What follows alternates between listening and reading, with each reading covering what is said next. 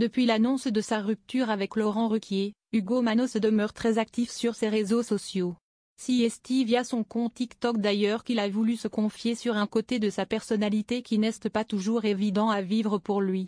Il y a plusieurs jours, Ugo Manos a créé la surprise en annonçant sa rupture avec Laurent Ruquier au bout de 7 ans d'amour. Lors de son passage au Buzz Télévision, le vainqueur des traîtres en 2024 a en effet lâché cette information sans que cela ne soit prévu, expliquant que cette décision avait été prise d'un commun accord. Si est-il la vie, c'est comme ça. Les plus belles choses arrivent parfois à une fin, avait-il également déclaré. Depuis, Ugo Manos apparaît toujours très actif sur ses réseaux sociaux, montrant ainsi que tout va bien pour lui. Via une vidéo TikTok toutefois, il s'est exprimé sur son côté solitaire, lequel pouvait parfois lui faire défaut. Ugo Manos plus à l'aise seul qu'accompagné. Je culpabilise d'être solitaire.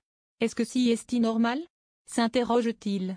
Et d'avouer avoir parfois du mal à sortir de sa zone de confort, il faut se rendre à l'évidence, je trouve toujours des excuses pour ne pas sociabiliser et puis pour ne pas voir les gens en général. Je ne suis jamais à l'initiative d'une rencontre amicale. Jamais je vais prendre mon téléphone et envoyer un SMS à un pote pour se prendre un café. Soit tu m'écris et tu me proposes, soit on ne se voit pas. Ugo Manos poursuit en confiant être le plus heureux en restant tranquille chez lui, juste avec son chien, Tigane, dont il partage la garde avec Laurent Ruquier. Si est réconfortant, il n'y a pas besoin de se mettre la pression. Qu'est ce que je vais dire, qu'est ce que je vais faire? Rien. D'ailleurs, il s'agissait visiblement de son programme de la soirée de jeudi, une séparation pas si triste entre Ugo Manos et Laurent Ruquier.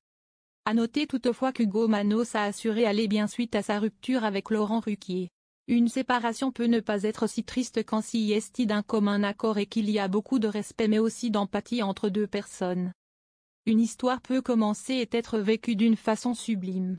De la même manière, elle peut également se terminer tout aussi bien, avait-il souligné. De beaux projets l'attendent en outre, donc celui de déménager.